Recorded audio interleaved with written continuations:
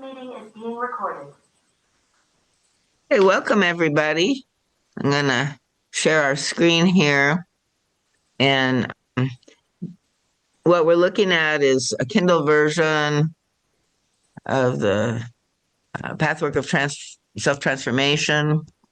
This book that I had recommended, and so these are some of the chapters in it.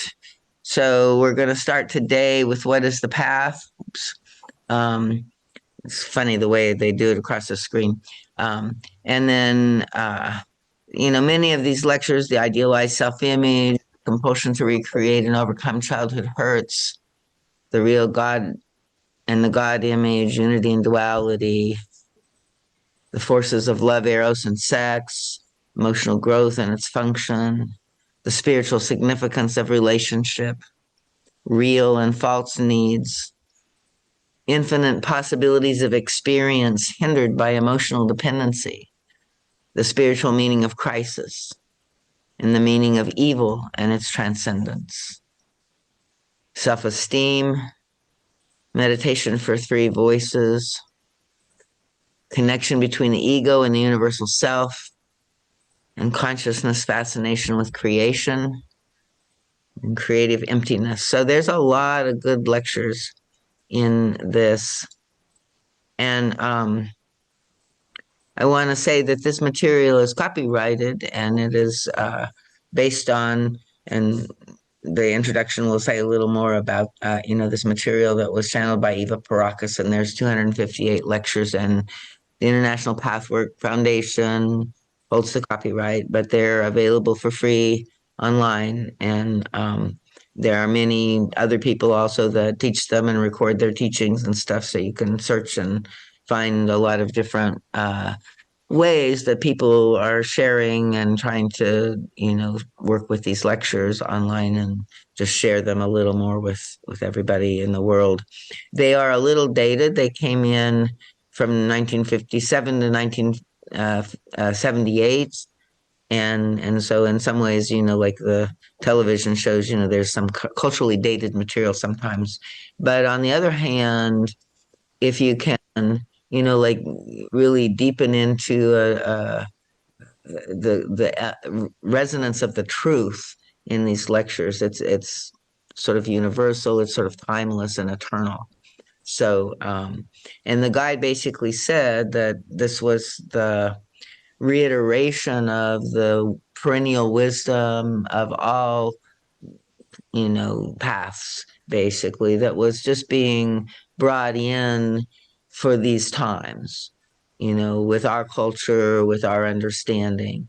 And so, this is a more psychological approach in many ways than maybe some of the, spiritual systems that we're familiar with otherwise. But it sort of has a beautiful blending of both of them, I think, and helps us understand, that spiritual law is basically the same thing as the laws of consciousness. And as we, there's a way that they blend together, and there's different levels of exploring all of this. And so the guide, comes at them from like a facet of a diamond from many different perspectives. So let me go ahead and just read a little from the introduction. Does that sound okay with everybody? Sure. Great.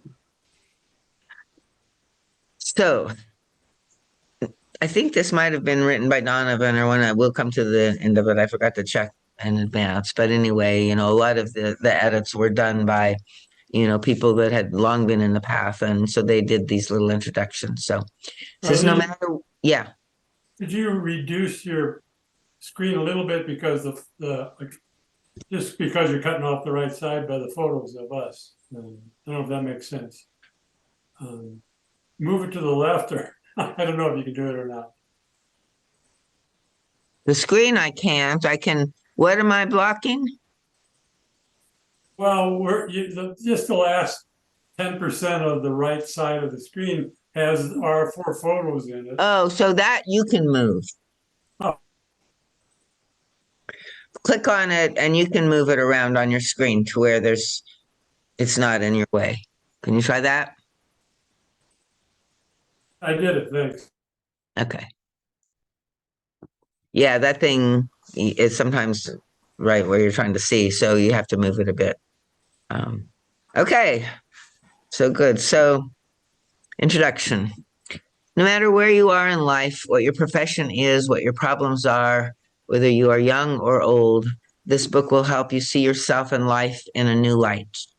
This new light combines reason with love and illuminates a pathway leading into your innermost self. This book is channeled material.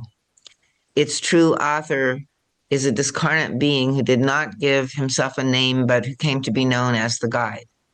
He delivered through Eva Pyrakos 258 lectures on the nature of psychological and spiritual reality and on the process of personal spiritual development.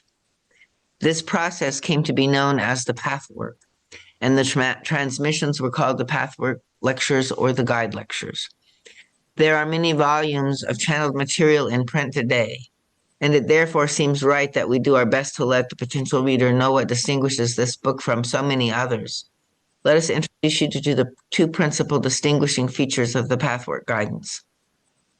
One, the channel teachings of the Pathwork Guide outline a complete path for spiritual transformation and spiritual self-realization.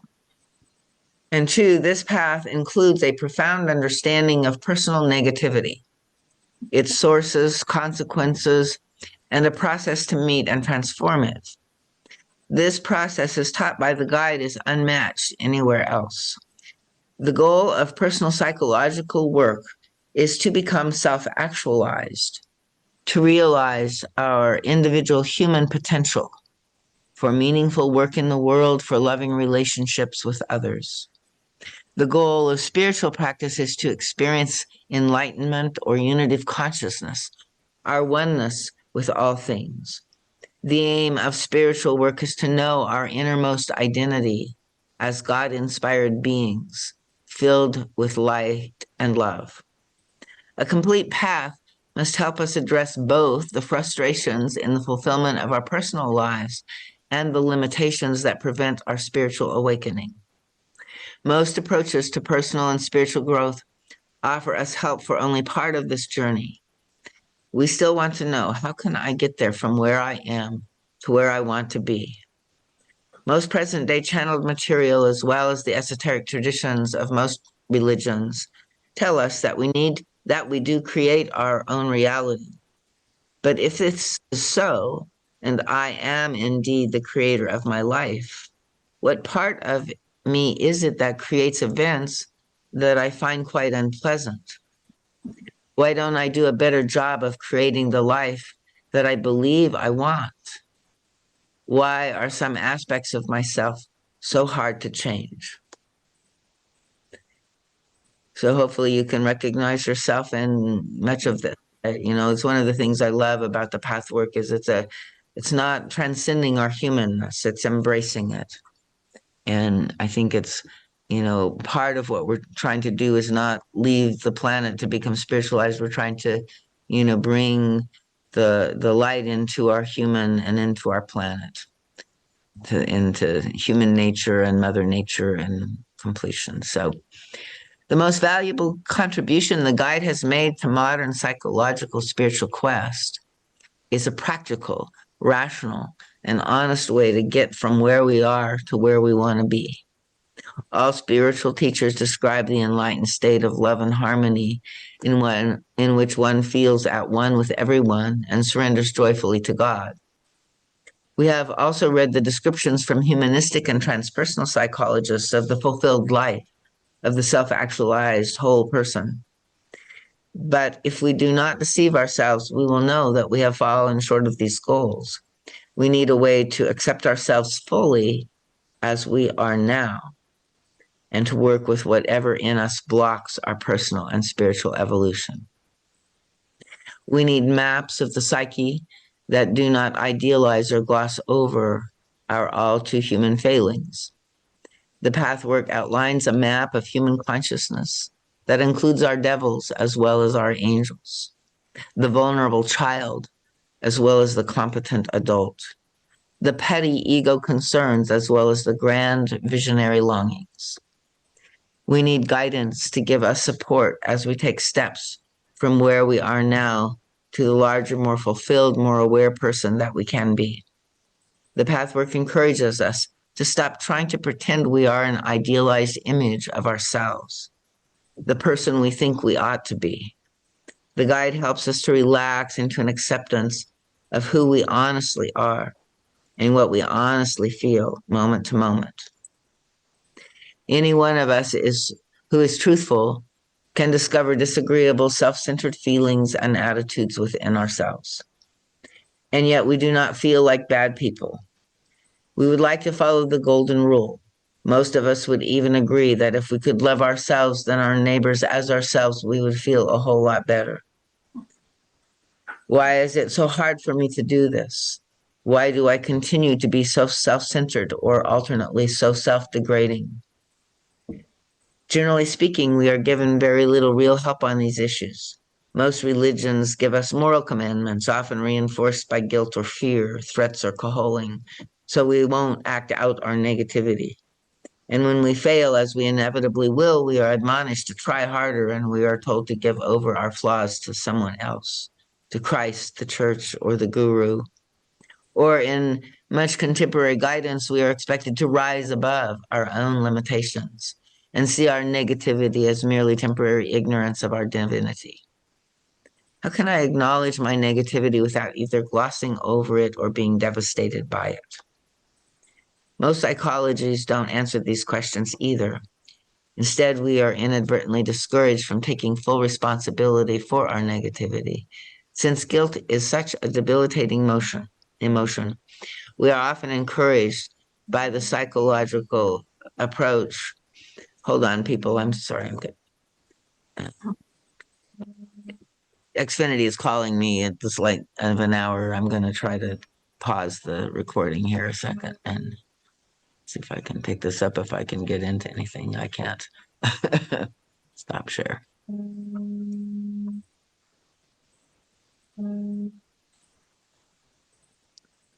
Oh, well. Too late. Okay. So most psychologies don't answer these questions either. Instead, we are inadvertently discouraged from taking full responsibility for our negativity. Since guilt is such a debilitating emotion, we are often encouraged by the psychological approach to stop thinking of ourselves as sinful or even flawed. In one way or another, we are allowed to blame someone else, our parents, our past lives, oppressive societal norms. We think of ourselves as victims. We discharge our bad feelings towards those whom we have seen having hurt us, and then we hope that bad thoughts and feelings will go away, but they do not. Do I just have to live with my imperfections? If I cannot overcome them, am I condemned by them? We are left with that secret fear that we are intrinsically bad in some way that we cannot change.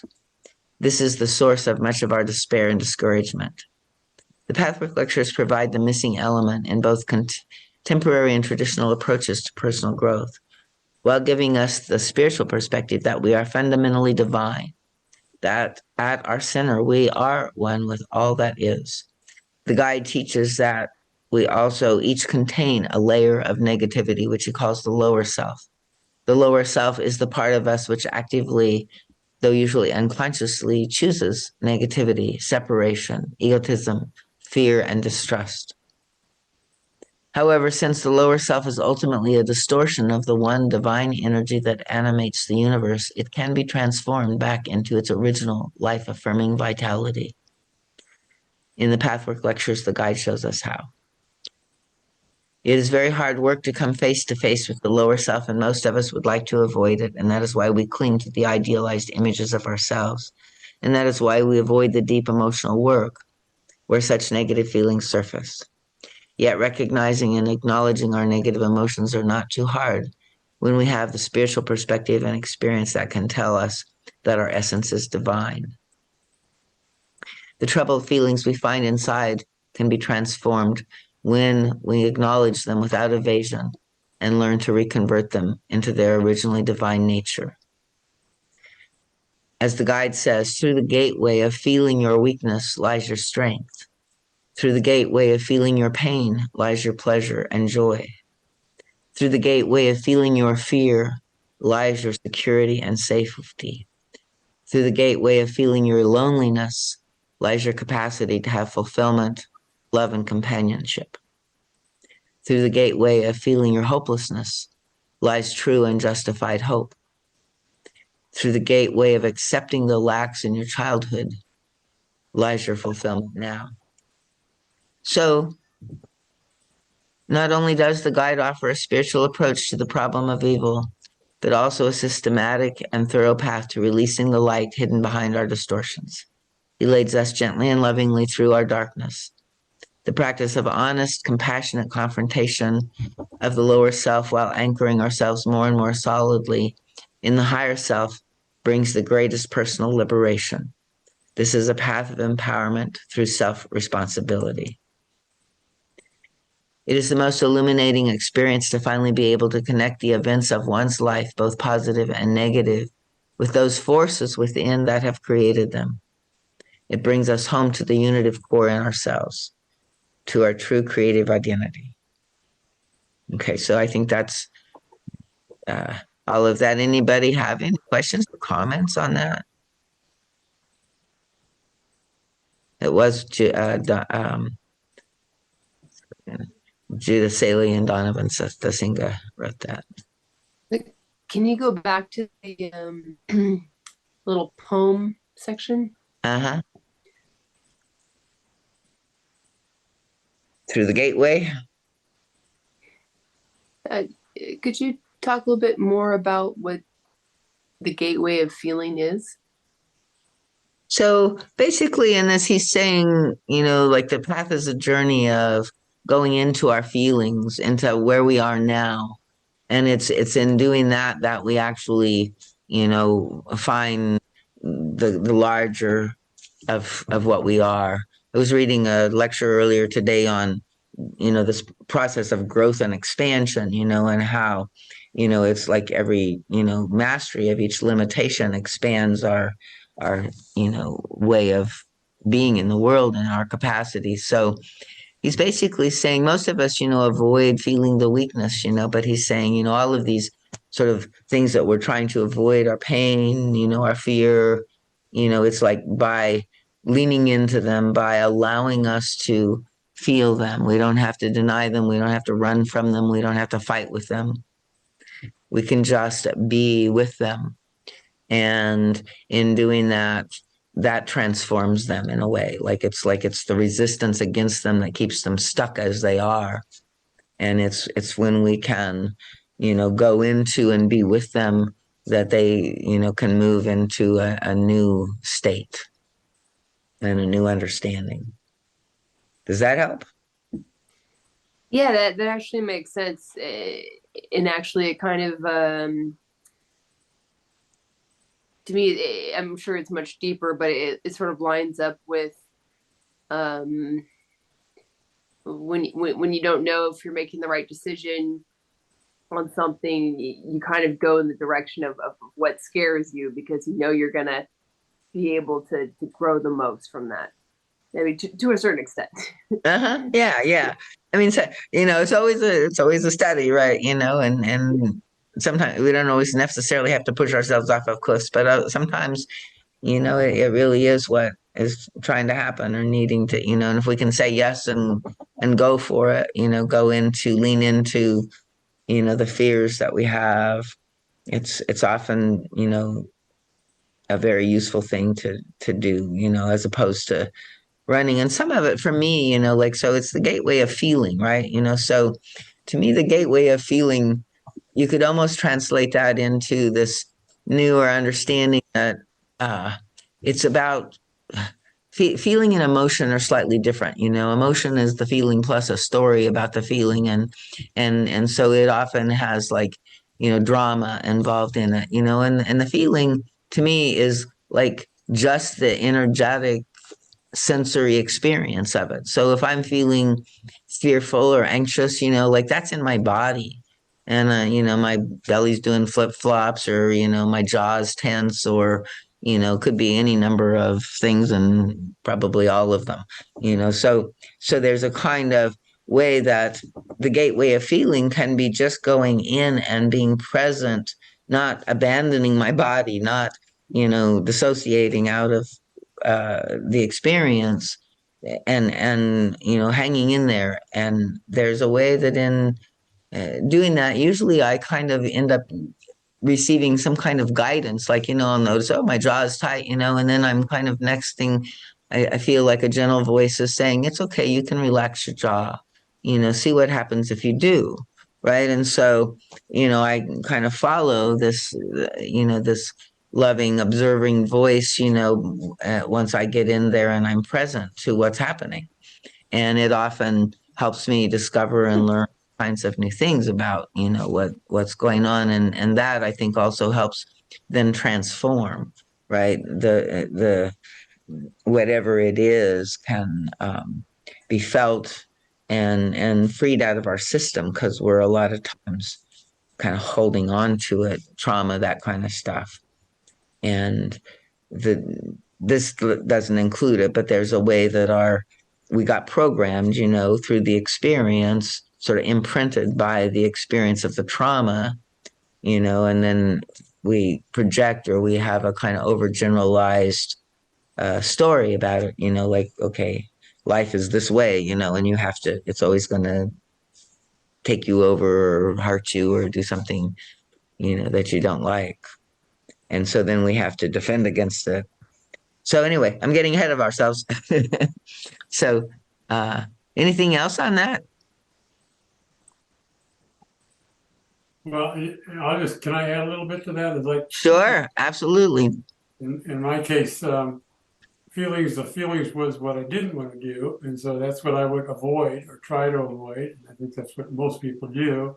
So it's kind of flipping it around and actually going into the feelings. And sometimes that can be overwhelming, which is why the pathwork also says it's very important to get help, meaning support, healthy support. So it's a challenging thing to go through, to flip the model around from avoiding to going into. So that's probably what I'll stop at. Good. Yes. Thank you. Yeah. I mean, it is sort of what the culture, how the culture understands it, and so we grow up unconsciously learning that that's what you're supposed to do. And we don't recognize the damage that does. And so some of the path work is sort of like helping us to understand, because we have to, in order to have the courage to do something else, we have to realize that what we're doing doesn't work very well and is part of the source of all of our difficulty. So great. Anything else before we start? What is the path? How are you doing, Joyce? Pretty good, thank you. Okay, let's go ahead and go into this lecture. So what is the path? So this, I think, is also a little introduction to it here, not from the guide. So it's a journey through the unknown from the known, through the known into the unknown regions of the soul, is similar to the quest told in fairy tales. The ignorant hero or heroine sets out from the familiar everyday world because of a longing to find a greater life than the ordinary routine of a limited existence. Frightening encounters, tests of all kinds follow. If you pass the tests, you find happiness. The reward is wealth and a life partner. You become king or queen, a fulfilled adult. The inner quest, if taken seriously, also takes courage, also traverses dark regions, and also leads to maturity, and the treasure is also always found.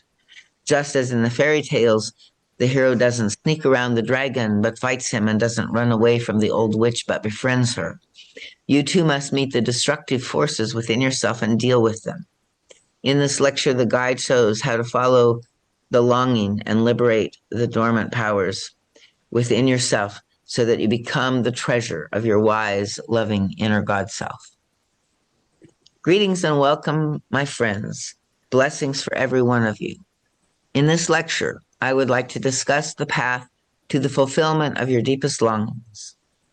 Longing for a larger and more fulfilling state of consciousness. And this is a kind of subtitle that we don't recognize, but the guide brings it right in the very beginning, helping us understand. So he says, every human being senses an inner longing that goes deeper than the longings for emotional and creative fulfillment, although these are, of course, part of the deeper and more essential desire.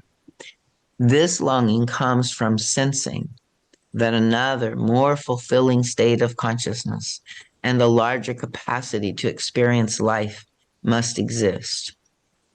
As you translate this longing into conscious terms, you may become involved in confusion and contradiction.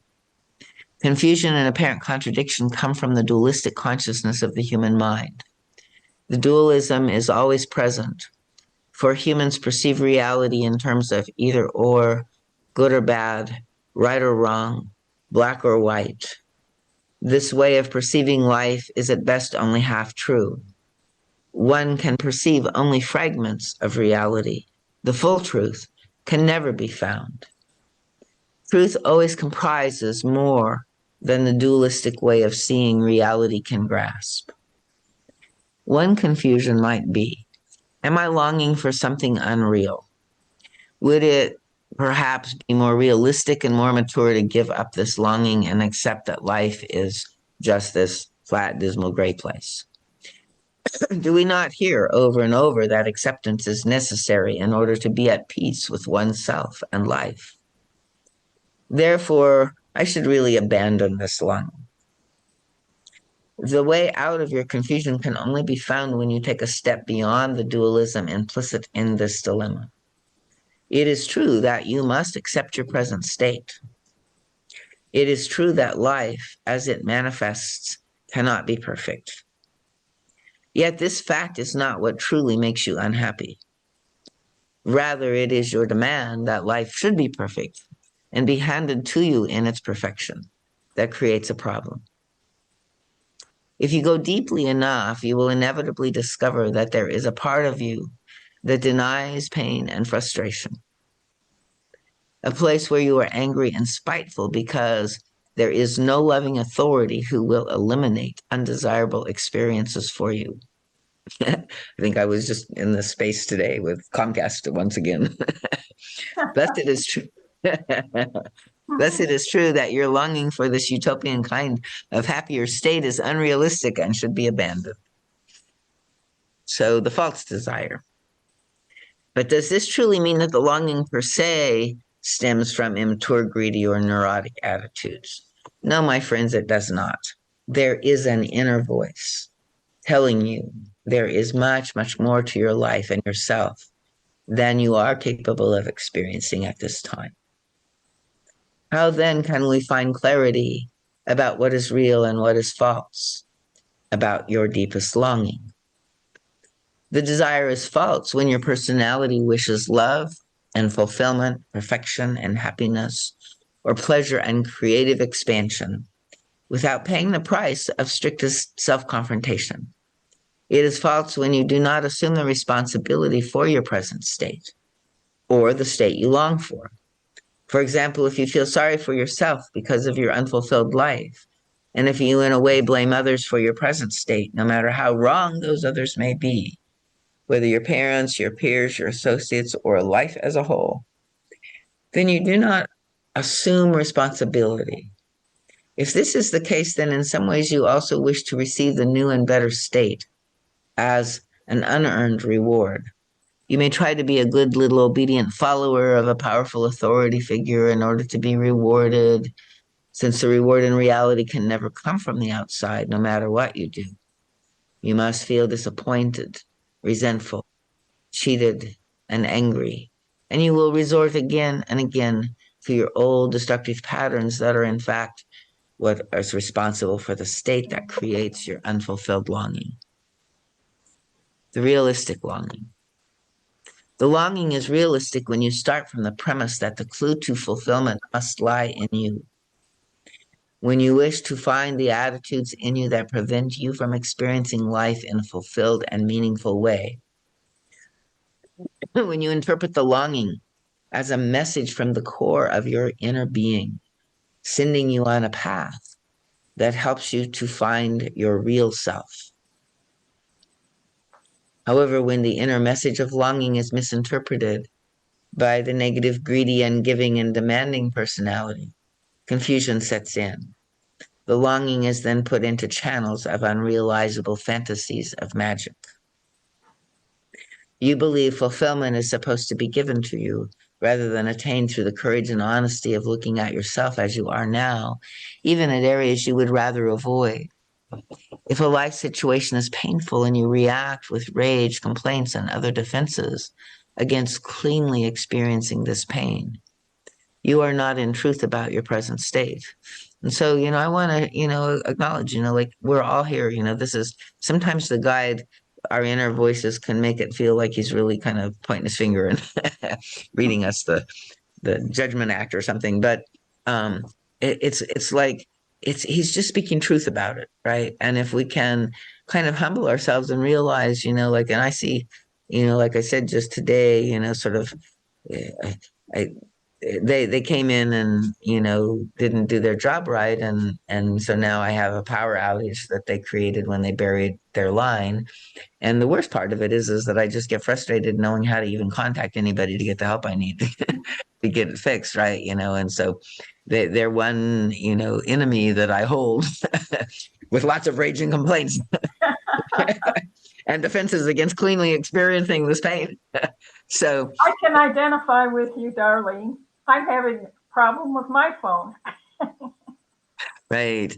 So, and it is, in some ways, this technology that, like we're sort of really dependent on now and brings up a lot of our dependency needs. And then when it is not, consistent or, reliable, it takes us into fear, right? And all of this. So, but the guide is saying fear is a part of the lower self. And, that's, of course, for me and many others, the hardest one to get. But I understand, what that's saying. And in some ways, if we can imagine, life without any fear, right? That and that includes fear of death, fear of aging, fear, all of the fears that we carry, fear of the future that's just unknown, right? I mean, this thing of being a separate being in a body, has this great sense of vulnerability to it. And when we are not connected to our larger capacity within our own being, right, then we feel small and weak and vulnerable and fearful. So, and it's, not something that, I think it's a kind of, oh, I'm, so powerful, nothing can touch me. It's a kind of power that comes out of our capacity to be vulnerable and feel everything that is here. And the guide says, we're always defending against our feelings, but he says they're just feelings, right? They really, there's something maybe in them. We put a story on top of them that made them toxic and painful and poisonous. But if we can remove that part of it and just be with the truth of the feelings of the moment, and they're like the ocean waves, they move, or the river flows, they go through us, and they change as they do that.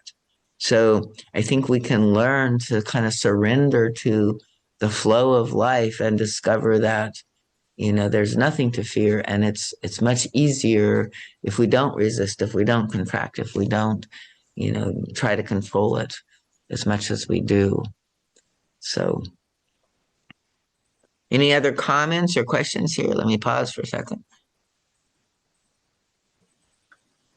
Well, I would just say that the phrase "there's nothing to fear" is an intellectual state when you're in the fear. So it's just Absolutely. something to hold on to, but still go through the fear. Yes. And to know that, that it's, I think the guide often says, anything, any lower self reality or any, it's like a passing thing, right? So it's not permanent, it's not eternal, it's temporary. And so in some ways, he's not again saying, deny the fear or pretend, you're too strong to feel it or whatever. It's like, yeah, be with it, but trust that it's not going to last forever, right? And that it'll be shortened by going through it, right?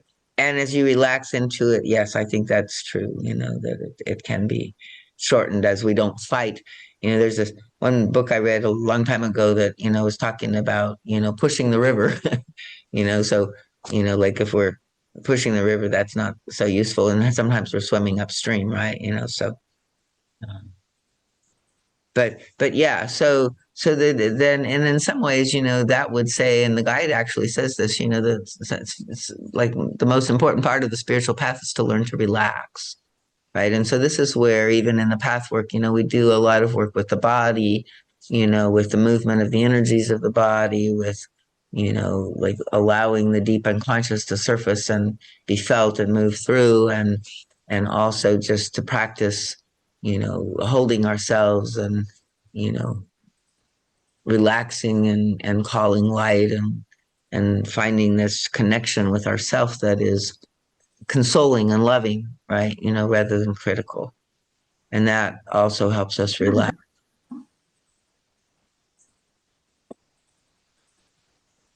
So where was I? So yeah, so if a life situation is painful and you react with rage and complaints and other defenses against cleanly experiencing this pain, you are not in truth about your present state.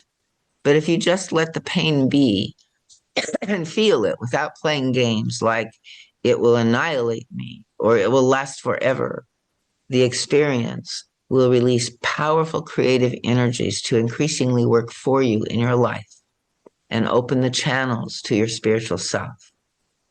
Feeling the pain will also yield a deeper, fuller, and wiser understanding of the connections between cause and effect.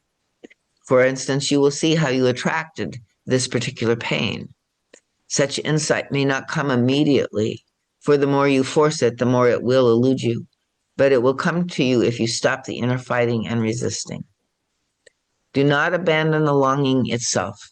Take it seriously, in fact, cultivate it and learn to understand it so that you will follow its message and take the inner path to your core. Go through that part which you want to avoid, which is the real culprit solely responsible for your less than fulfilled and joyful state.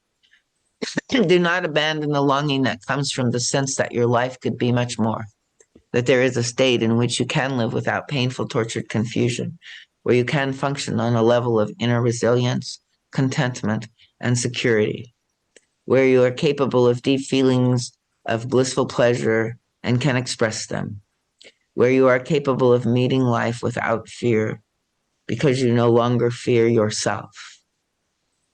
You will therefore find life, even its problems, a joyful challenge. If your inner problems can become a challenge that gives spice to your life, the ensuing peace will be all the more sweet. The tackling of these problems will give you a sense of your own strength, resourcefulness, and creative ability. You will feel the spiritual self flowing through your veins, in your thoughts, in your vision, your perception. So the decisions will be made from the center of your being. When you live this way, occasional outer problems are the salt of your life and become almost pleasurable. But the times of outer problems will become less frequent, and peaceful, joyous, creative living will become the norm. Learning to endure the state of bliss.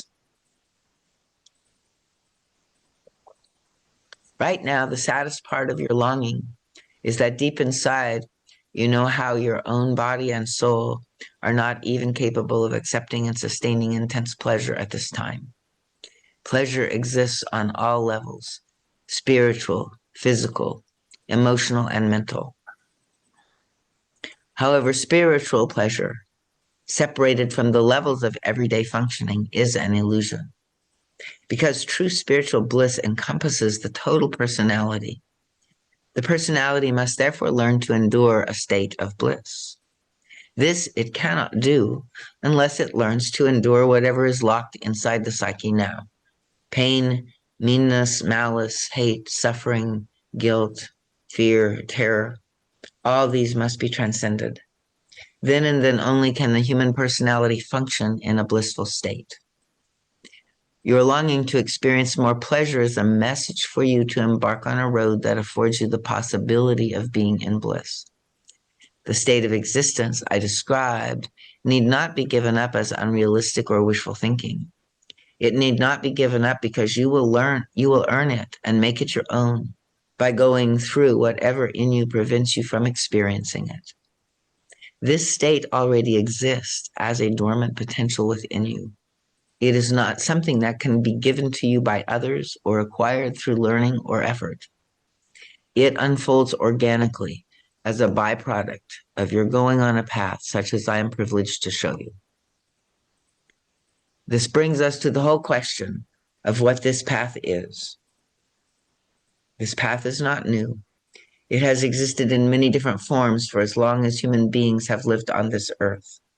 The forms and the ways must change as humanity evolves, but the fundamental path remains the same.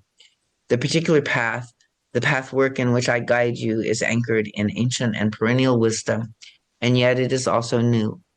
It offers help for your psychological and spiritual growth at this present critical stage in humanity's evolution.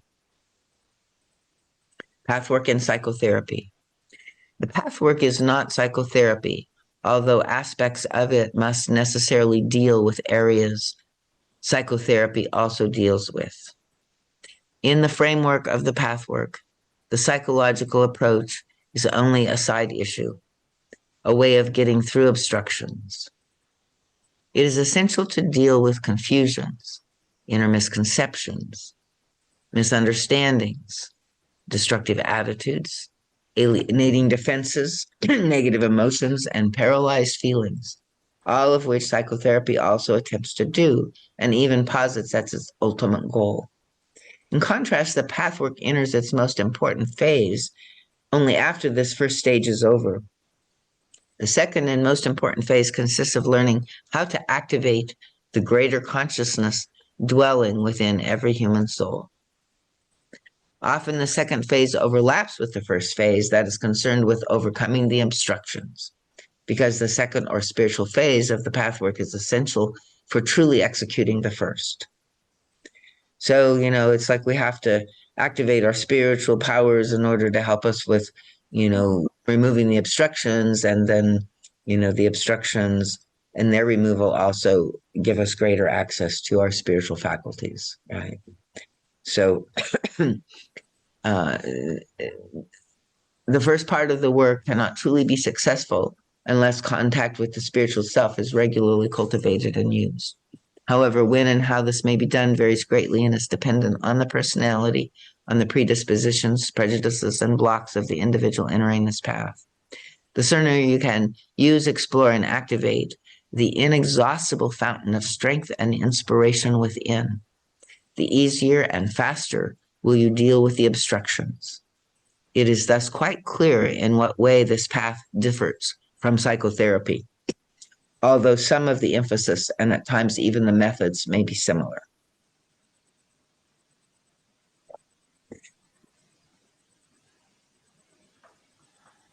Pathwork and spiritual practice. Nor is this path a spiritual practice that aims simply at reaching a higher spiritual consciousness. There are many methods and practices that attempt realization of the spiritual self. Through using valid methods to forcefully reach this goal, many spiritual disciplines do not pay sufficient attention to those areas of the ego self that are steeped in negativity and destructiveness.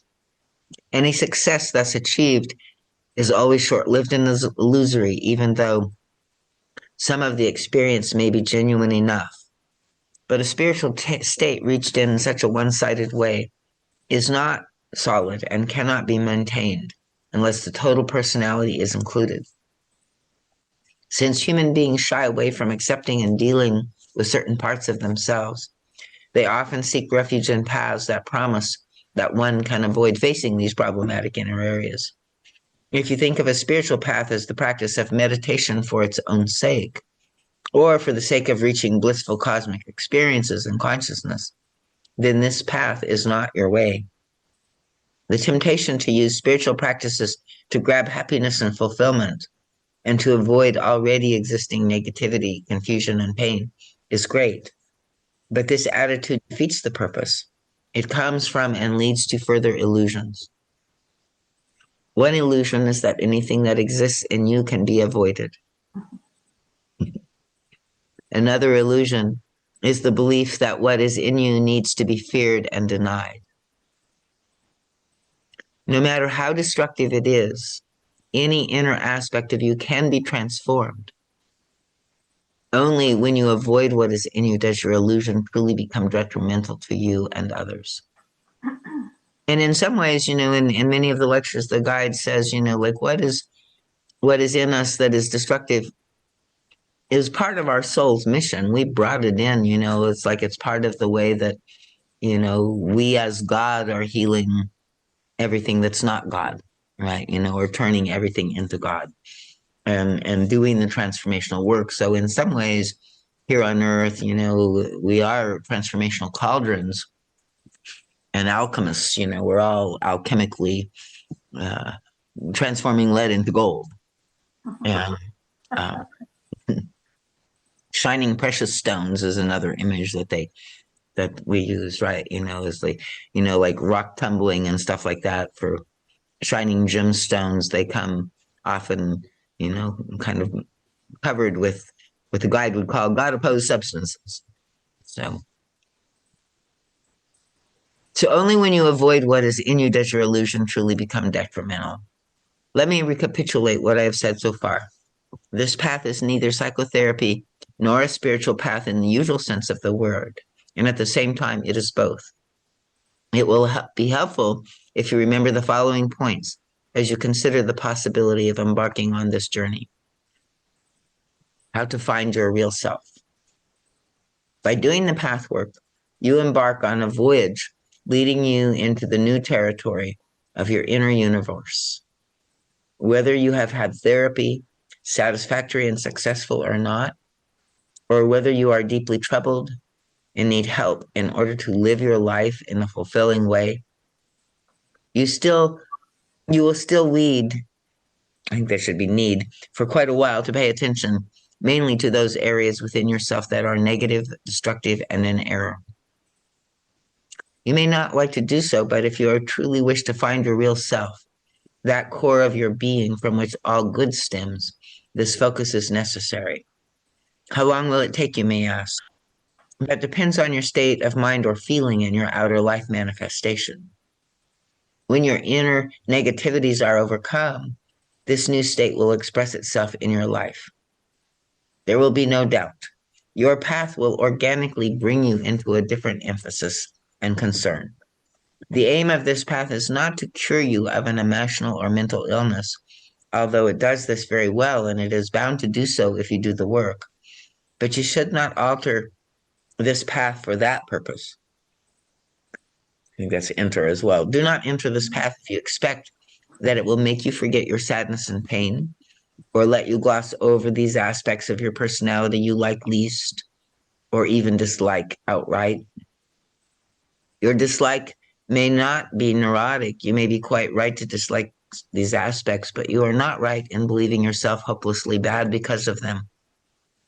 So this path must teach you to face whatever is in you, for only when you can do this can you truly love yourself. Only then can you find your essence and true God self.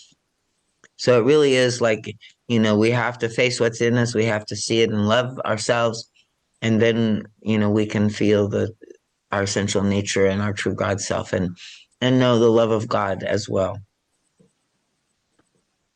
And then we can be the channel for that love, right? Which I think is ultimately somehow the point of it all. So if you wish to find your essence but refuse to face whatever is in you, this is not the path for you. It cannot be denied that to expand the consciousness of a limited mind is a tremendously difficult task. For all human beings have only the limited mind available to them when they start out. This limited mind must transcend itself in order to realize its unlimited power and scope. Therefore, this path constantly requires your mind to bridge the gap of its own limitations by considering new possibilities and by making room for other alternatives for the self, for life, and for expressing the self in life. Make no mistake, this is not an easy path, but the difficulty is not fixed and immovable. It exists only to the degree the personality has a stake in avoiding aspects of the self. To the degree the commitment is made to be in truth with the self, the difficulty vanishes. And what first seemed a difficulty now begins to become a challenge, an exciting journey, a process that makes life so intensely real and wholesome, so secure and fulfilling that you would not want to give it up for anything. In other words, the difficulty exists exclusively in the false belief that if you have a certain negative attitude, then all of you is bad. Such a belief makes facing the self difficult or even impossible. Hence, it is necessary to find the underlying beliefs behind any strong resistance to looking at the dark areas of the self. This path demands from you that which most people are least willing to give: truthfulness with the self, exposure of what exists now, elimination of masks and pretenses, and the experience of one's naked vulnerability. It is a tall order, and yet it is the only real way that leads to genuine peace and wholeness. But once you have committed yourself to it, it is no longer a tall order, but rather an organic and natural process. So let me pause here a minute. That's covering a lot. And how are people doing? How does it sound? How does it, comments or questions?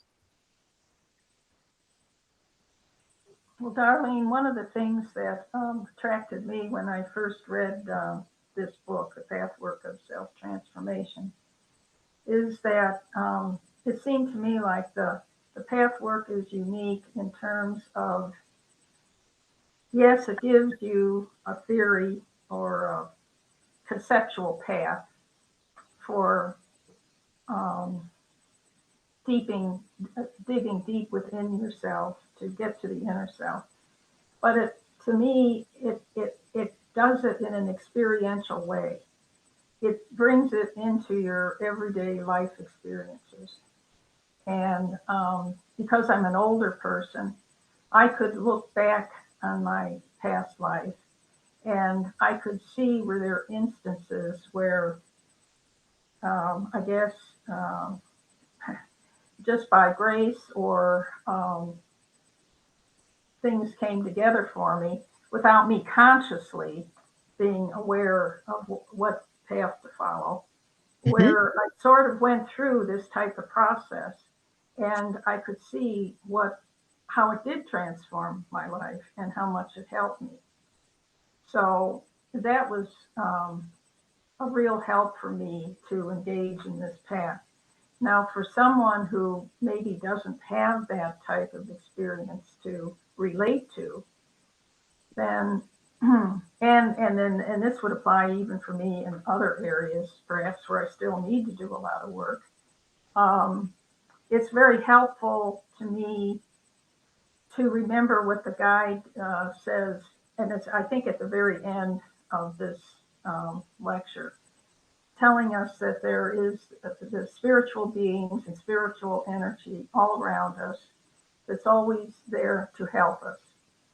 And so for me, it's important to have trust that that dimension exists and that it is there for me to ask help and guidance. So for me, in addition to what has been said here, for me, it's really important to have trust and faith that when I reach a point where it is very challenging and I start to feel overwhelmed, that help is there and I can ask for it. Absolutely. Yeah, I think it's so much about the relationships that we somehow sense or believe or have faith in, that we are not alone, Mm-hmm. that whatever we're going through is not because we're bad or we're being punished, or God's mad at us or whatever, but because we are loved, and this is part of a soul journey that we took on. because we, are healing and loving and learning about love by doing so. And so, absolutely, it's like to have that connection, to our own self-love, and then, the awareness of the angelic beings around us, maybe all our past lives, again, many people nowadays seem to be opening to lots of different dimensions, right? And understandings of other lives, and, other ways of, being in incarnate, in different systems and stuff like that. So it's interesting to me, right? That, there's this kind of experiential, like you mentioned, way of learning through living, and how I think the souls come into this three-dimensional and physical place. Guide also talks about, as do other spiritual paths, how materialism is, part of the challenge and part of the lower self pull or draw, into a negation of spirit. And then, a separation, a being alone. So, everything that you're saying is exactly right on. And to have a path that talks about, both of those energies, the darkness as well as the light, I think it's a useful thing, because, we kind of denied a lot. And I think part of what's happening now is a kind of collective core class, or out picturing, and discharging of all of that, frustration and pent up stuff. So hopefully it can be in a strong enough container so that it can be healing instead of just destructive. But all of this stuff is in us, like the guide is saying, right? And so there's nothing we can do but kind of surrender and accept where we are now, both individually and collectively. Faith, trust that somehow into, through, and out the other side of it. And I'll add, follow some guidance that comes along the way. So then he kind of goes into this other discussion that I think is interesting. Positivity and negativity are one energy current. And so this is a part of the transformational aspect of it. It's like there's nothing ultimately evil. So this path is simultaneously the most difficult and easiest. It merely depends on what point of view you look at it and choose to experience it. The difficulty can be measured in terms of your truthfulness with yourself. To the degree you want to be in truth, the path will appear neither too difficult, nor will it appear as if it dealt, in the words of some critics, too much with the negative side of life and self. For the negative is the positive in essence. Negative and positive are not two aspects of energy and consciousness. They are one and the same. Whatever particles of energy and consciousness in yourself have turned negative must be reconverted into their original positive way of being. This cannot be accomplished without taking full responsibility for the negativity in you. The reluctance to be truthful with oneself applies to each person. May be noted for his or her. Yet there can be deeper levels where this is not so at all. This path leads into the as yet concealed, more subtle levels that are difficult to pinpoint, but certainly ascertainable. And then we go into sort of this understanding of images, which is again a good foundational concept to work with and to apply as we were talking, into our lives. So images or wrong conclusions. On these concealed unconscious levels, misconceptions are formed in early childhood. These distorted perceptions of reality continue to influence the behavior of the adult. They develop into firmly held conclusions about life, which I like to call images, because they form rigid patterns as if engraved on the soul substance. I think today we're calling this the default neural network in some way, right? And so an image is made up of misconceptions, distorted feelings, and physical blocks. It creates a reality, basically. A conclusion drawn from distorted perception is a wrong conclusion. Therefore, images are actually wrong conclusions about the nature of reality that are so firmly embedded in a person's psyche that they become behavior controlling signals. A person may have several images, but underlying them all is a main image, which is the key to the basic negative attitude toward life. Mm-hmm. You have an example, or did that make a connection for you? Oh yeah, no, big time because I didn't realize it until adulthood, but when I would go to church as a kid and I would hear God will never give you anything more than you can handle, I read that to mean this was my wrong conclusion was okay, always create enough chaos in your own life so that God will see you don't have any margin and then we'll just take the little car accident or the cancer and give that to somebody else. So as long as you're spinning in circles and making everything self-sabotaging, the big stuff will pass you by. That was my wrong conclusion as a child, and I'm still deeply influenced Working by with that. that. Uh-huh. Good. Great example. And, you can see, once they become more conscious inside of us, we sort of recognize how they really are not true. But it's not necessarily that just dissolves them. All right. There's a bigger process of having to dissolve those images. But it's good to at least have that perspective of self-recognition and realization and to see how we came to that understanding of And I life. keep telling myself when I start to feel that way, I say, um, I'm a participant. This is not being done to me. I'm participating in this life. I just like reaffirm that you know, I'm a part of the system. It's not being done to me. Right. It's not a God on high that's looking for margin. I'm a part of the entire system. I'm a participant, an active participant.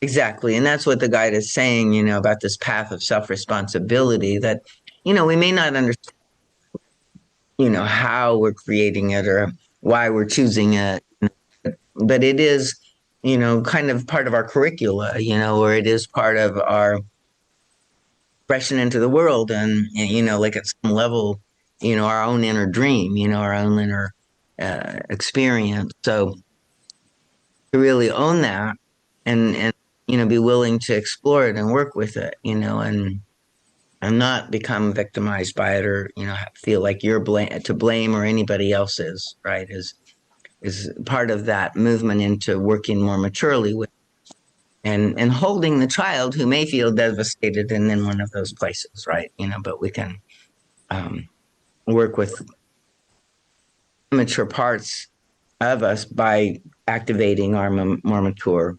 understanding conscious parts, and then they can hold or call the light, call spirit in, call our guides to help us.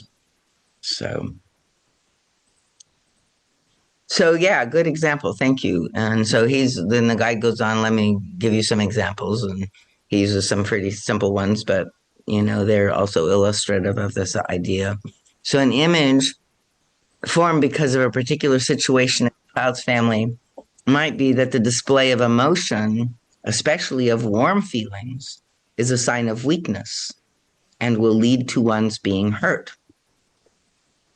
Although this is a personal image, it may be reinforced by the societal mass image that, especially for a man, the display and physical expression of warm feelings are unmanly and weak because they mean losing control.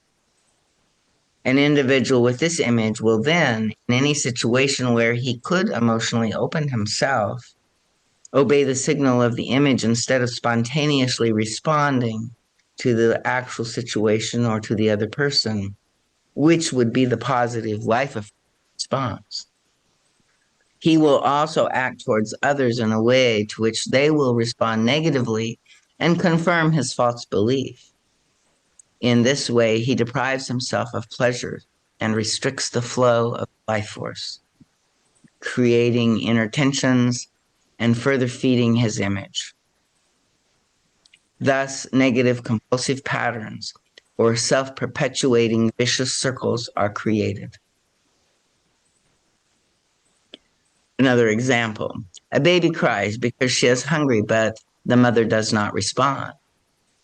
However, when she does not cry, the mother will come and the girl draws the conclusion that if she shows her need, she will not be heard.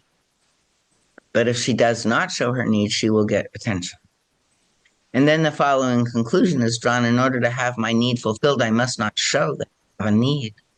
With this particular mother, perhaps not showing the need actually did work for a while.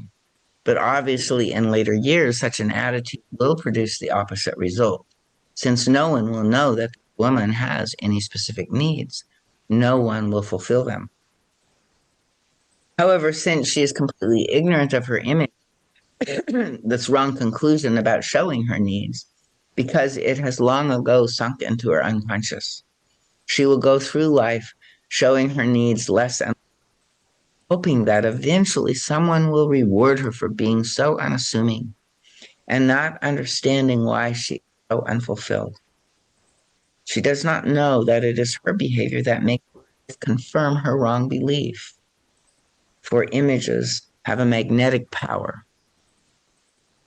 The wrong conclusions that form an image are drawn in ignorance or half knowledge, and therefore cannot remain in the conscious mind, and could actually have been carried over from previous incarnations. As the child grows up, his or her newly learned intellectual contradicts the old emotional knowledge. The person pushes the emotional knowledge down until it disappears from conscious sight. Yet the more the emotional knowledge is hidden, the more potent it becomes. These unconscious images then restrict the unfolding of the person's potential. Therefore, a conscious effort has to be made to bring these images into awareness and to learn how to inactivate them.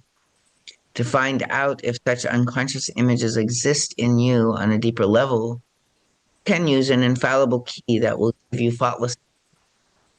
This key is: how do you feel about yourself and about your how meaningful, fulfilled, and rich is your life?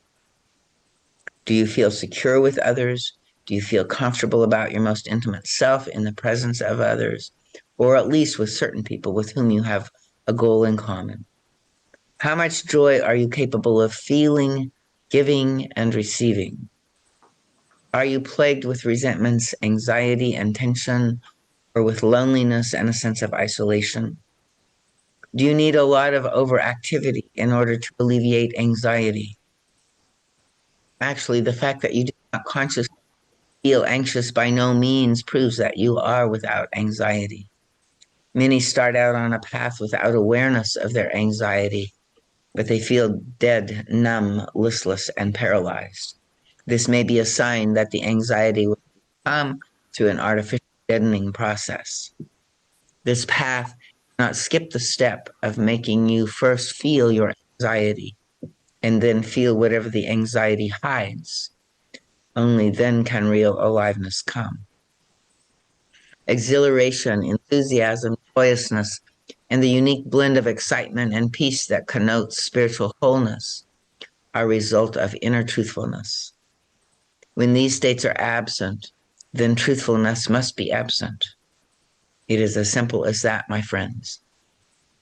So if you are prepared to embark on the journey into yourself to find, acknowledge, and bring out whatever is in you, if you summon all your inner truthfulness, commitment for the journey, if you find the courage and humility not to, then you are, even in your own eyes, then you have indeed every right to expect that this path will help you realize your full life and fulfill your longing in every conceivable way.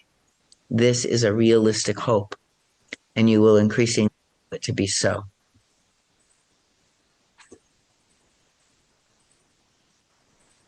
Progress on the path. Little by little, you will begin to function from your innermost center, which is a very different experience from functioning from your periphery. You are now so accustomed to the later that you cannot even imagine how else it could be. Now you are constantly dependent on what happens around you. You depend on appreciation and approval from others, on being loved, on being successful in terms of the outside world. Whether you are aware of it or not, you inwardly strive to make sure you will obtain all this outer support so as to have fulfillment. When you function from your center, security and joy spring from a deep well within.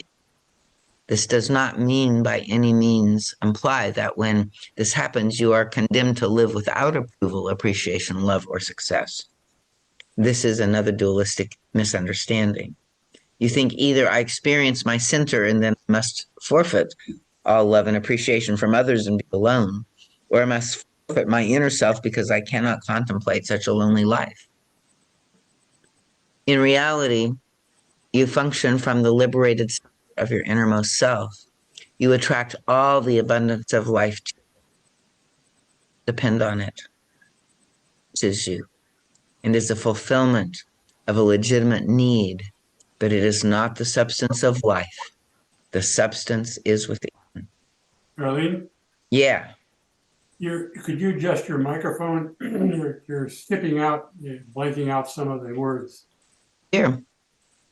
I'm not sure if what where that is in the microphone. It sounds more like it's my Comcast signal. Well, that could be too. It's just skipping words every once in a while. Mm.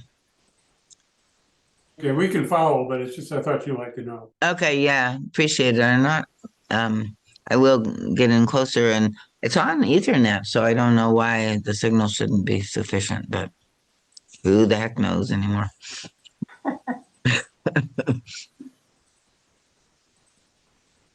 So,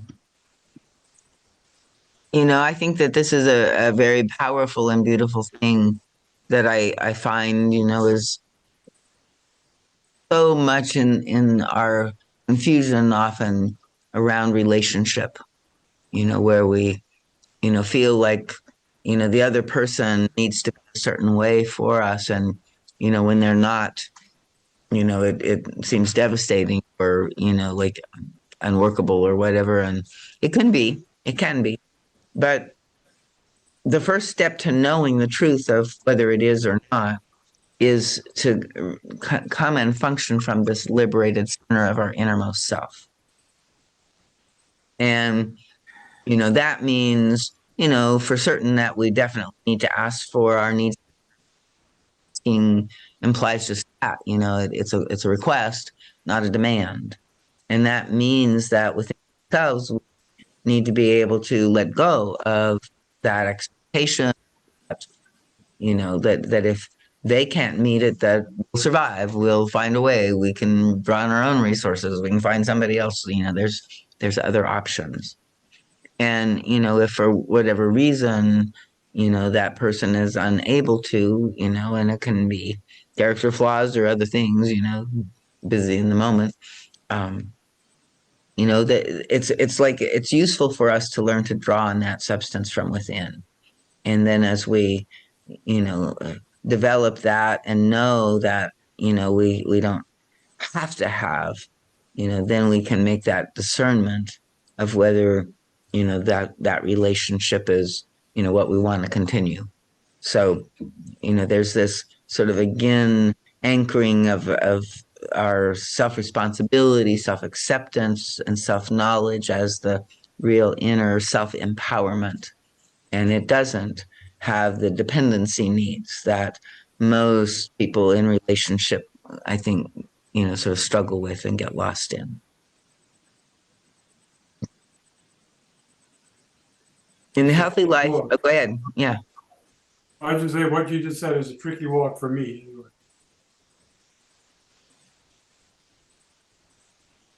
To find the resources within rather than sort of hoping somebody else will be able to meet them. Yeah, exactly. And again, part of it even can be like, we have to risk asking and being told no, and it may be that, it's like that's even more painful than them not actually meeting the need, but the fact that they're rejecting us or something, right? So depending on what we've got going in the image department, how we're interpreting that whole experience.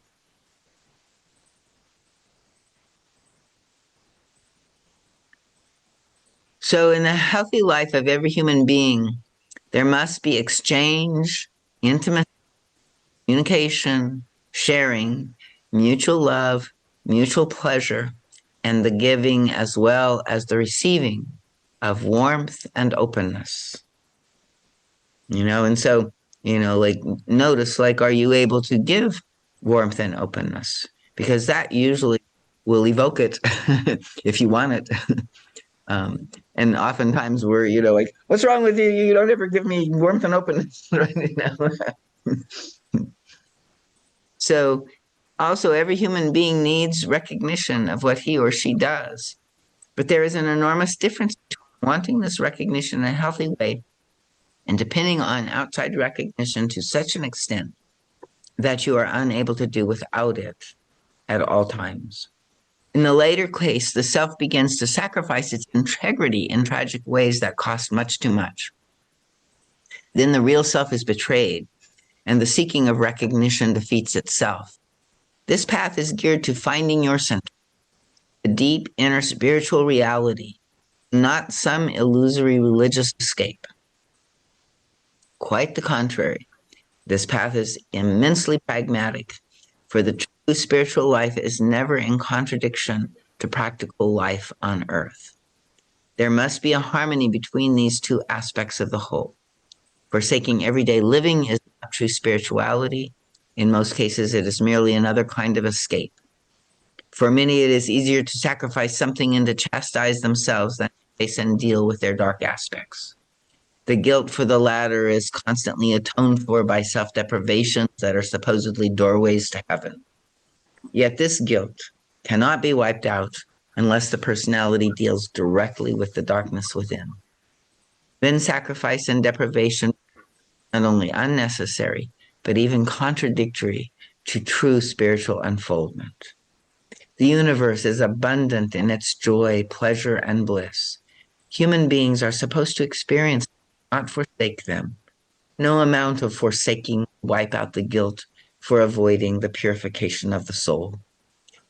I would like to mention another specific feature of the inner obstruction. Oops, I guess I should have paused there because he's another thing. So yeah, so this idea that, like, somehow we have to deny ourselves the good things in life, that is really like to receive. I did a thing on Thanksgiving, right? And it's kind of like we can't really receive our blessings, be grateful for our blessings unless we've received them, right? And then if we can receive them and give them out, that's how we know we have them, right? By the giving.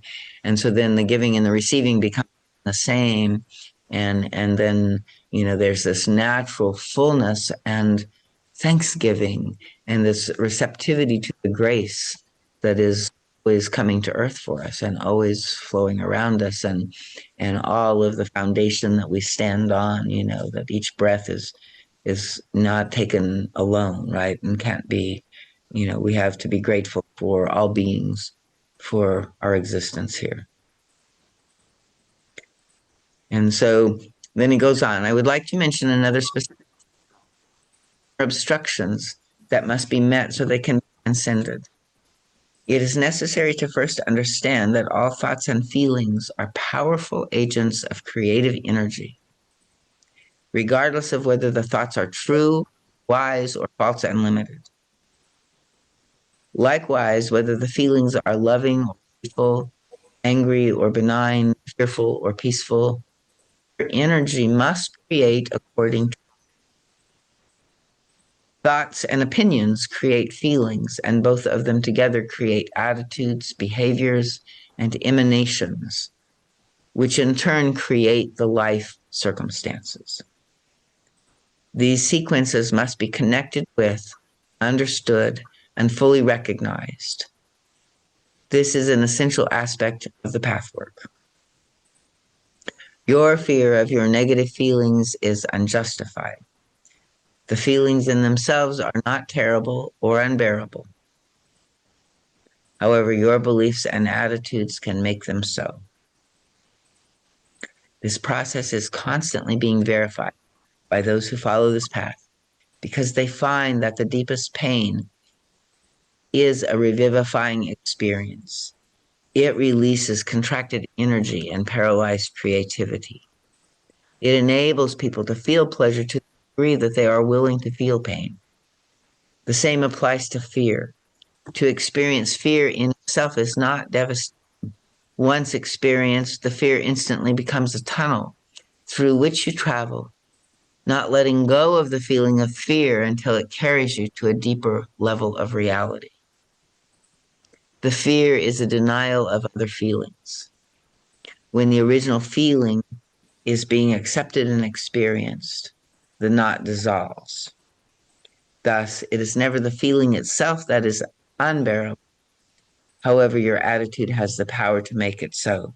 So, like, it's the resistance against the feeling that creates the difficulty and what the guide calls the hard pain.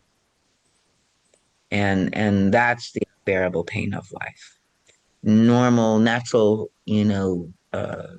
life pain is growing pain, is, bearable, and ultimately bears fruit. So fear of your feelings makes you cut them off, and thus you cut yourself off from life. Your spiritual center cannot evolve and manifest and unify with your ego self unless you learn to fully embrace all your feelings. Allow yourself to be carried by them and learn to take responsibility for them. If you make others responsible for your feelings, you will be in a bind because you will either deny them or act them out destructively against others. Neither one of these two alternatives is desirable or can bring any solution. Freeing your spiritual self.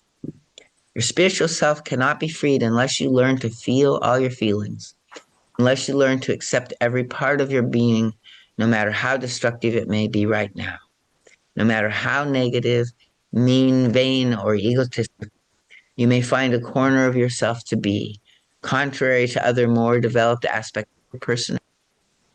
It is absolutely necessary that every aspect of your being be accepted and dealt with. No aspect should be left out or covered over wishful hope that it would no longer matter and somehow just go away. It does matter, my friends. Nothing that exists in you is powerless. No matter how hidden a dark aspect might be, it creates life conditions that you must deplore. This is one reason why you must learn to accept the negatively creating aspects in you. Another reason is that no matter how destructive, cruel, and bad it be, every aspect of energy and consciousness is in its original essence, both beautiful and positive. And this is where so often, when I go into my darkness or my negativity, and follow it all the way in, it brings me to an understanding, of what got it that way and what it originally, what the sort of the original trauma and the source of the, soul split or the distortion that came out of that. And so, and when we can accept all of this and then see and understand even more fully, then that forgiveness, that integration can happen. And then I think spiritually, these things are literally transformed within us and lifted. So that, we do the work, and then like the guide was reading another lecture today where he's talking about, again, the change actually happens without us working, like without us knowing, it just comes involuntarily. All of a sudden, things have changed. And so we'll maybe look at that lecture again at some point, where, if we're trying to force ourselves and get expected results and all of that, all the work that we're doing will, kind of lead to the frustration. We need to do work without the attachment, and then there's a kind of spontaneous transformation that happens. And that's the, you know, feminine principle of creation that leads that process. So he's saying, that unless we are, really present and accepting all of this and allowing, this energy and consciousness to become creative again in a positive way, and that happens right of cognizance with our own positive intentionality that is brought to bear on these feelings. We have free will, we can see what we're choosing, and we can deep down inside, even though we know we can't yet change some behavior, maybe we can in our heart say, love instead, I choose, something else. And just doing that will also, our free will is our highest power in some ways, right? So just to remember that we have that, and that doesn't mean that we can't always embody it fully, but that's what we came here to do, and we can help ourselves embody that by consciously choosing each time we recognize that we've missed the mark, or created or chosen something else. Giving up illusions. How are we doing? Any comments?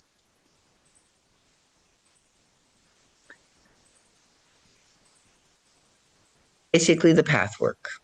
Your only difficulty is you cling to illusions about how you are and how you should be, and to other illusions that you should not have certain.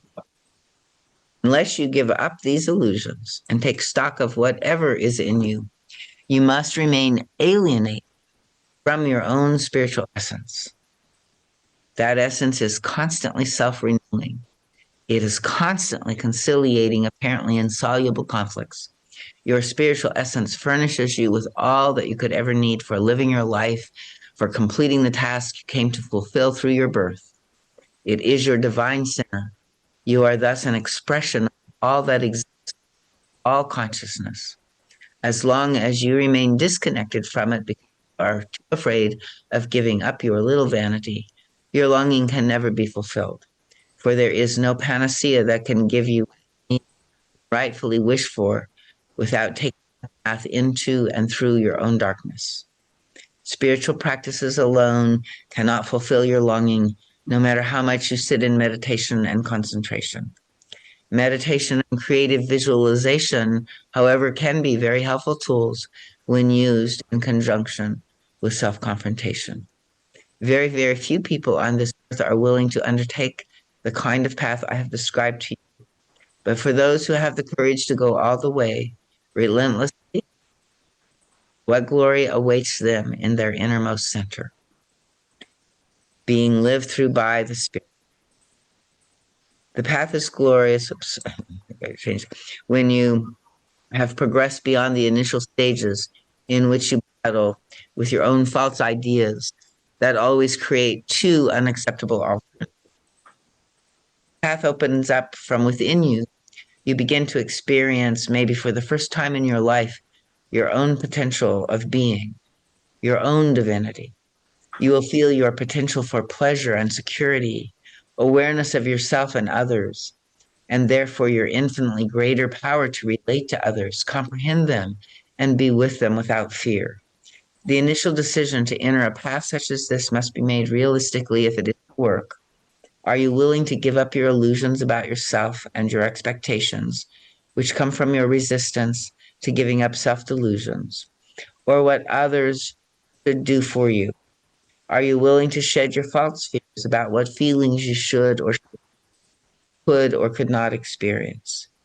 if you make your commitment to yourself to fully accept everything you now are and to proceed to get to know yourself where you do not yet know yourself, you will find it is the most exciting, significant, and meaningful journey into your own depth. You will have all the help you can possibly need, for no one can undertake this journey alone. The help will be given to you, it will come to you. When your spiritual center begins to manifest, your ego consciousness integrates with it, and you begin to be lived through, as it were, by the Spirit. Your living becomes a spontaneous, effortless flow. Now, are there any? There's a few Q and A's here. Does anybody want to comment on anything that we've covered in that section? I'm just aware my brain's full. But Yeah, maybe it is. it's It's kind of like maybe this is where we should stop and see, you know, we'll see what other, if there's just one Q and A, how long it is.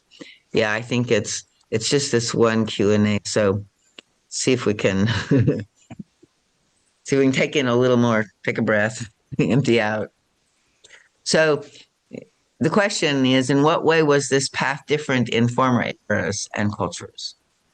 Humanity's development in former times necessitated a different approach. For example, people in the Middle Ages were apt to act out their cruel impulses, and they were not capable of separating themselves sufficiently from their impulses in order to identify them, own up to them, and assume responsibility from them. They felt compelled to give vent to them and become wholly enveloped by them. I think I must have some some of that lifetime still in me. Therefore, people required strict authority from the outside to keep their lower natures in check. I don't know that that really works so well, but only when the human personality became capable of using self-control could the next evolutionary step be taken. That over control must now be loosened up. In former times, the average person was too far removed from his or her core to seek spiritual life from inside. And in some ways, I think some of this history that the guide is referring to actually was a devolution and part of a devolution where we were more in touch with that. But then in Western civilization, all of this, sort of attacks by, I think, collective evil in some ways, that cause trauma. And in trauma, the soul splits, right? And then the soul splits, and we now no longer have access to our inner sense of resource and our inner thing. And so I think the forces of evil were like literally also involved in this taking away our inner knowing to turn us into slaves and subjects of the satanic forces in the planet. So I think in a lot of ways, Western civilization has so much trauma that we can only sort of understand that as, a kind of active action of collective evil in our history. So anyway, Darling, yeah, excuse me. I just wanted to say that it seems to me that with a lot of the chaos and the terrible things going on in different parts of the world now, it's almost like there's a certain part of the human race that's getting back into the Middle Ages paradigm, whereas yes, I do believe that there are also a significant number of individuals who do have a greater spiritual awareness and are trying to be in touch with that core essence within themselves. And so I see it as a pretty critical point right now where we're at. exactly. Yeah, and the guide in some ways, said that these lectures came in for these times in a way to understand. And he does say, yeah, like the forces of it's the out picturing now on earth of the battle between good and evil, right? And in some ways, again, he's saying evil is not to be condemned or denied or pushed away or, but it has to be somehow faced, accepted as part of us all, when we can do our own inner work, that in some ways that, is probably the best way that, we can help the world. And then there is somehow, like these sort of childlike impulses for control. In one of the lectures on cosmology, the whole deal with Lucifer was, that he didn't grant free will. He wanted control, right?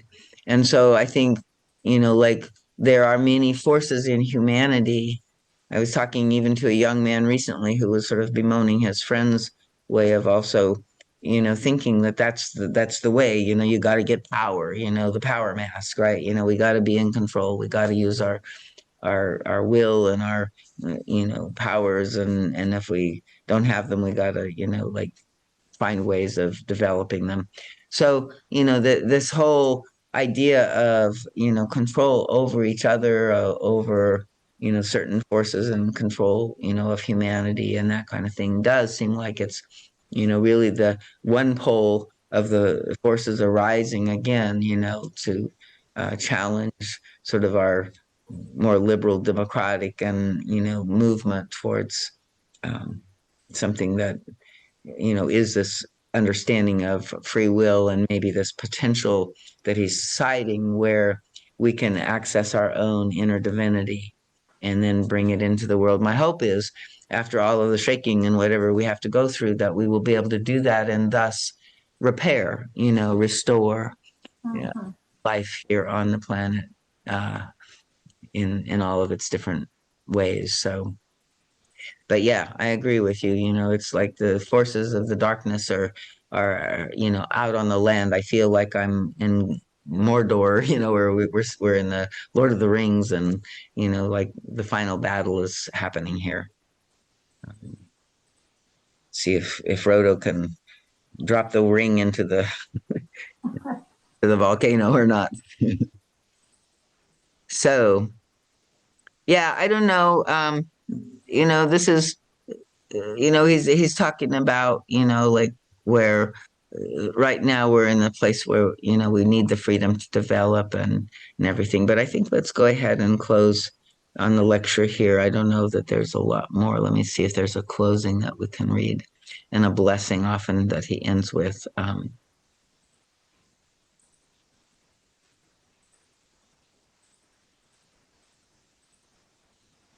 So yeah, he's closing here now. He says, um, I will withdraw now from this instrument through which I am allowed to manifest. A great spiritual power protects you. This may seem incomprehensible for some of you, yet it is a reality, my friends. There is a whole world beyond the world you know and touch and see. Only as you explore yourself and go into your core will you meet this world, and then it will reveal itself in its stark reality and greater glory and utter glory. This world exists within and around you, and it will inspire you from its own complete wisdom as you reach for it. Be blessed, every one of you. Those of you who want to make the commitment to your inner being and want to avail yourselves of the help this particular path can give are blessed and guided in all your moves. And those of you who do not yet wish to take this step or who are drawn elsewhere, they too are being blessed. Be in peace. Okay. So, any final comments or thoughts from anybody? Just for me, it was just good reminders of the base and Yeah, the yeah. basics. So yeah. So thank I you for doing this. Yeah. You're welcome. For me too. Gosh, this is a lecture I've probably read 100 million times, and I forgot how rich and well spoken it was, and in the depths that it covered, sort of in the range that it covered. So a good intro lecture, I think, for people wanting to understand what this path is. How did it help you, Crystal? Since you're our new Yeah, focus I group of one. I think that it immensely yeah, I definitely felt like that that comment resembles me throughout the entire thing. One thing I'm still struggling with is when how you're supposed to relax into situations where you might be exposed to continually perceiving injustice, or like you're supposed to sort of endure? Like, what does the relaxing look like? Like if maybe it's people in your family, or like what Yeah. is that? So again, this is a much larger process. I mean, like Yeah. it'd be great if we could just say, okay, relax. But the fact is, what's probably happening is one of those vicious circles coming out of the image, right? And so there's a combination of different ways of working with this, and part of it is, what we're defending against and what we're reacting to, right? Is sort of like this fear and this need for defense, or this belief that this thing is happening. And so in a way, we have to build a pause muscle, a presence, a capacity of being present in the moment to the triggers that activate those alarm bells inside of us, because it is a kind of PTSD, right? And we have to like begin to learn how to be present to ourselves first. And so in the beginning, a lot of times, you're not going to do it in the moment, but it's interesting because when you get reactivated, that charge will be there until all of a sudden you'll wake up out of it, sort of like, and realize, oh, I was just possessed by my my Yes. my PTSD being, right, and so when in that moment, if you have the opportunity, is the time, then you can do some of this work with it and help it, because it's fresh, it's inside of you, but it's not completely possessing you. And so enough of you is there, and then some work can be, done to help it and understand it more, and work with sort of this relaxing and feeling what it's afraid to feel. The guide is saying, like the initial, what we're feeling is the defense against a feeling. And so we have to kind of disarm the defense and drop down, relaxing that enough to see what the feeling might be underneath the triggered charge of the defense. You can also just ask for guidance while you're in the middle of it, because sometimes it's overwhelming and that's about all I can do. Right. And when that happens, does something come for you that helps you usually? Yeah, just the ability to ask for consciousness Helps you. it separates me a little bit from the Right, trauma, and then I can start to regroup, and I'm right. Good. Yeah. So that's part of it is that you're in a trauma trance, right? You've been possessed by this pain body. And the possession, like we have to wake up and realize, oh, there's another me here that's not possessed, and like and has to come back in. And so yeah, if we can think and remember, like even just that slight awareness of, oh, my reaction is bigger than what is really necessary at this point, or like I'm clearly reacting rather than responding to the situation. And when we can wake up to that fact and then ask for the help, that can help us separate out of it enough to then try to work with it a little more.